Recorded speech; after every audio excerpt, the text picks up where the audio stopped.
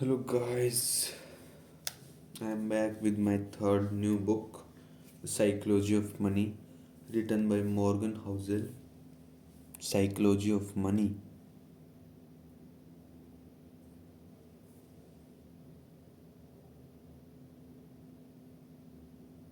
by Morgan Housel. Everyone should own a copy by James Clear, New York Times best-selling author of Atomic Habits. Atomic Habits. It's a very great book. After this, we will cover Atomic Habits. Okay. So, Psychology of Money, The Psychology of Money. Timeless Lesson on Wealth, Greed and Happiness by Morgan Housel, the international bestseller. Let's start. Psychology of Money. Same.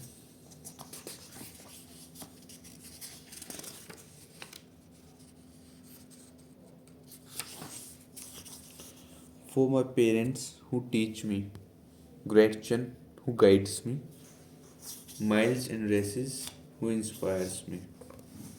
And this is nothing. We will jump directly to content. Introduction. We will cover introduction in this video, and from next and onward videos we will cover these 20 chapters, and next video we will cover postscript and notes. There is nothing in end notes. Acknowledgement. Yeah, let's start.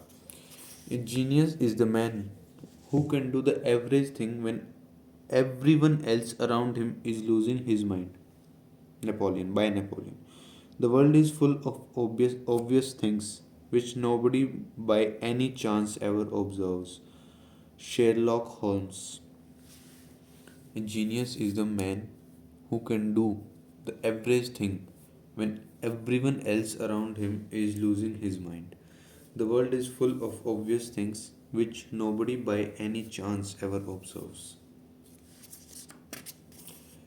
Let's talk about introduction, the greatest show on earth. I spent my years working as a valet at a nice hotel in Los Angeles. One frequent guest was a technology executive. He was a genius, having designed and patented a key component in Wi Fi routers in his 20s. He had started and sold several companies. He was wildly successful. He also had a relationship with money I had described as a mix of insecurity and childish stupidity. He carried a stack of $100 bill several inches thick. He showed it to everyone who wanted to see it and many who didn't. He bragged openly and loudly about his wealth, often when while drunk and always applauses of nothing. One day he handed one of my colleagues several $1,000s of cash and said, "Go to the jewelry store down the street and get me a few $1,000 gold coin." An hour later, gold coins in hand, the tech executive and his buddies gathered around by a dock overlooking the Pacific Ocean. They then proceed to throw the coins into the sea, skipping them like rocks. Cackling as they argued was went for this just for fun. Days later, he shattered a lamp in the hotel's restaurant. A manager told him it was a $500 lamp and he had have to replace it. "You want $500?" the executive asked incredulously, while putting a brick of cash from his pocket and handing it to the manager. "Here's $5,000. Now get out of my face, and don't ever insult me like that again." You may wonder how long this behavior could last, and the answer was not long. I learned years later that he went broke. The premise of this book is that doing well with money has a little to do with how smart you are and a lot to do with how you behave. And behavior is hard to teach, even to really smart people.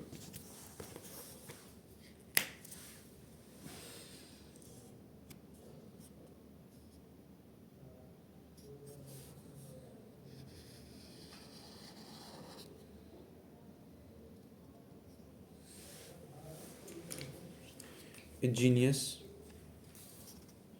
who loves control of their emotions can be financially disaster. The opposite is also true. Ordinary folks with no financial education can be wealthy if they have a beautiful behavioral skill.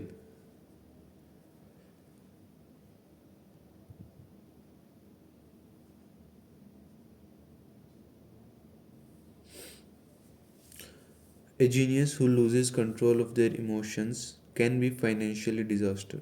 The opposite is also true. Ordinary folks with no financial education can be wealthy if they have a handful of behavioral skills that have nothing to do with formal measures of intelligence. My favorite Wikipedia entry begins. Ronald James Reed was an American philanthropist, investor, janitor, and gas station attendant. Ronald Reed was born in rural Vermont. He was the first person in his family to graduate high school, made all the more impressive by the fact that he hitched to campus each day. For those who knew Ronald Reed, there was not much else worth mentioning. His life was about as low key as they come. Reed fixed cars as at a gas station for 25 years and swept floors at J.C. Penney for 17 years. He bought a two-bedroom house for $12,000 at age 38 and lived there for the rest of his life. He was widowed at age 50 and never remarried. A friend recalled that his main hobby was chopping firewood. Reed died in 2014, aged 92, which is when the humble rural janitor made international headlines. 2,813,503 Americans. 28,13,503 Americans died in 2014. Fewer than 4,000 of them was a net worth of over $8 million when they passed away. Ronald Reed was one of them. In his will, with the former janitor left $2 million to his stepkids and more than $6 million to his local hospital and library. Those who knew Reed were baffled. Where did he get all that money? It turned out there was no secret. There was no lottery win and no inheritance. Reed saved what little he could and invested in blue chip stocks. Then he waited for decades on end, as tiny saving compounded into more than $8 million. That's it, from janitor to philanthropist. A few months before Ronald Reed died, another man named Richard was in the news. Richard Foscone was everything Ronald Reed was not. A Harvard educated Merrill Lynch educated executive with an MBA. Falcone had such a successful career in finance that he retired in his 40s to become a philanthropist. Former Merrill CEO David Komansky praised Falcone's business savvy, leadership skills, sound judgment, and personal integrity. Crane's Business magazine once included him in a 40 under 40 list of successful business people. But then, like the gold coin skipping tech executive, everything fell apart. In the mid 2000s, Foscone borrowed heavily to expand an 18,000 square foot home in Greenwich, Connecticut that had two bathrooms, two elevators, two pools, seven garages, and cost more than $90,000 a month to maintain. Then the 2008 financial crisis hit. The crisis hurt virtually everyone's finances. It apparently turned Foscone into dust. High debt and illiquid assets left him bankrupt. I currently have no money, he allegedly told a bankruptcy judge in 2008. First, his Palm Beach house was foreclosed. In 2014, it was the Greenwich Mansion's turn. 5 months before, Ronald Reed left his fortune to charity.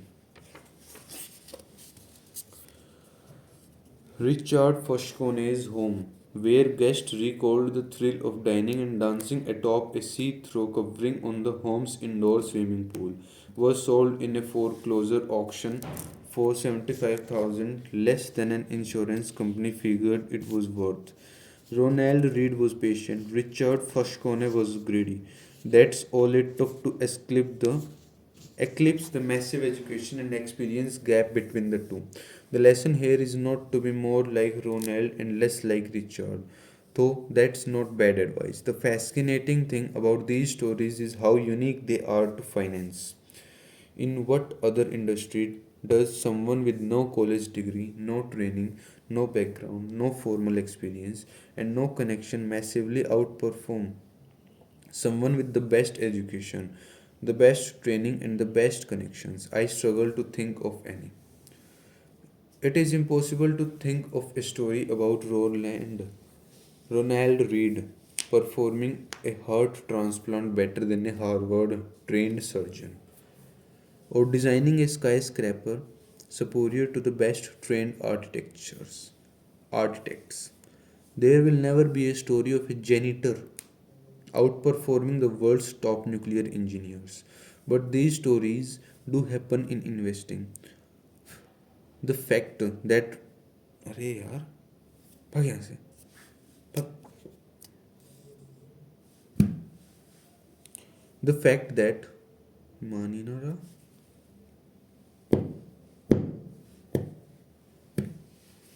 हाँ sorry the fact that Ronald Reed can coexist with Richard Fashkone has two explanations. One, financial outcomes are driven by luck, independent of intelligence and effort. That's true to some extent, and this book will discuss it in further detail. Or two, and I think more common, that financial success is not a hard science. It's a soft skill where how you behave is more important than what you know. I call this soft skill the psychology of money. The aim of this book is to use short stories to convince you that soft skills are more important than the technical side of money. I will do this in a way that will help anyone, from Reed to Foscone and everyone in between, make better financial decisions.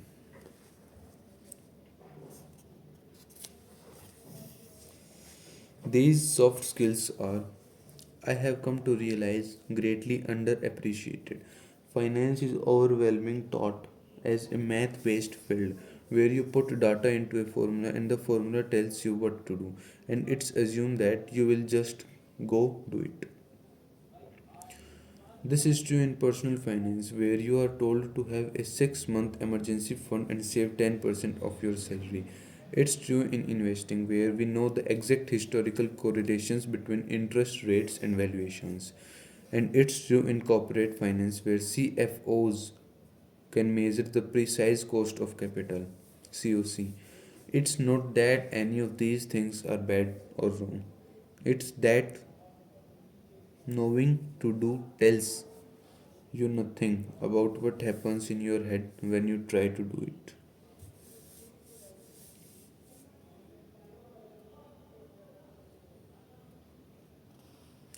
Oh,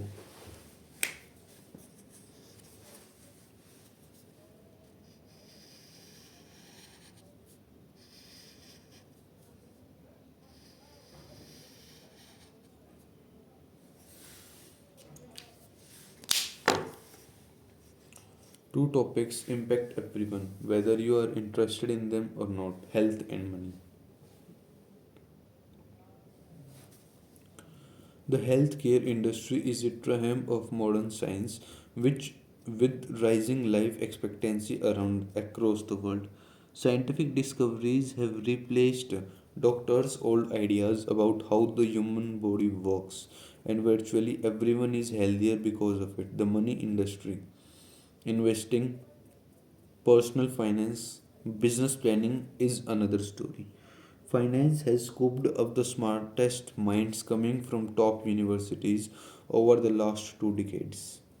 Financially engineering was the most popular major in Princeton's School of Engineering a decade ago. Is there any evidence it has made us better investors? I have seen none. Though collective trial and error. Over the years, we learned how to become better farmers, skilled plumbers, and advanced chemists. But has trial and error taught us to become better with our personal finances? Are we less likely to bury ourselves in debt, more likely to save for a rainy day, prepare for retirement, have realistic views about what money does and doesn't do to our happiness? I have seen no compelling evidence. Most of the reason why I believe is that we think about and are taught about money in ways that are too much like physics, with rules and laws, and not enough like psychology with emotions and nuance. And that to me is as fascinating as it is important. Money is everywhere, it affects all of us and confuses most of us.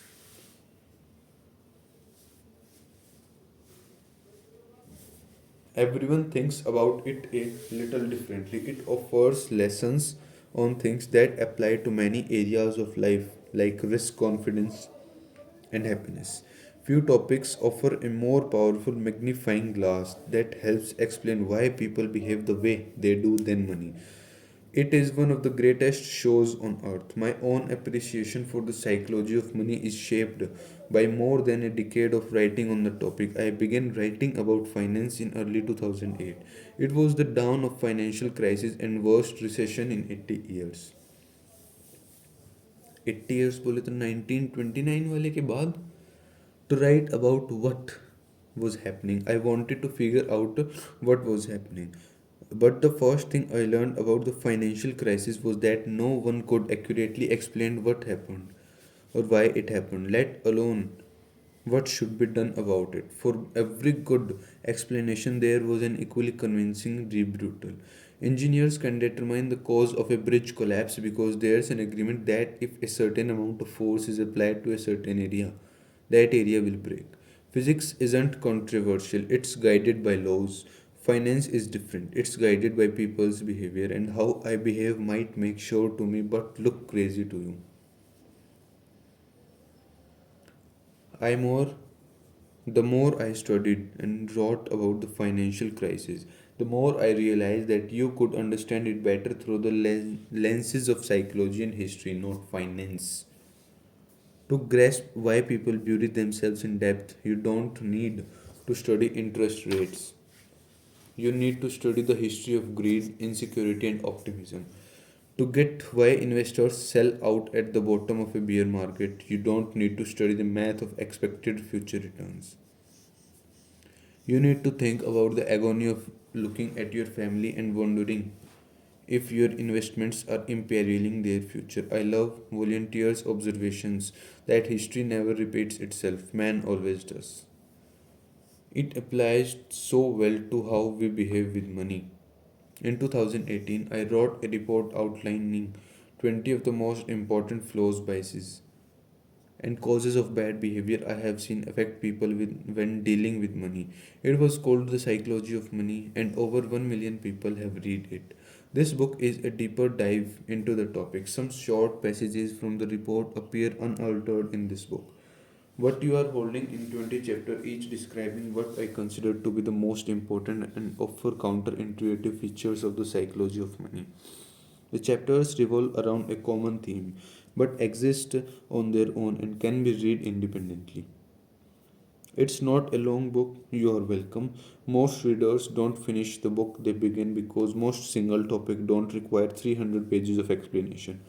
I had rather make 20 short points you finish uh, than one long one you give up on.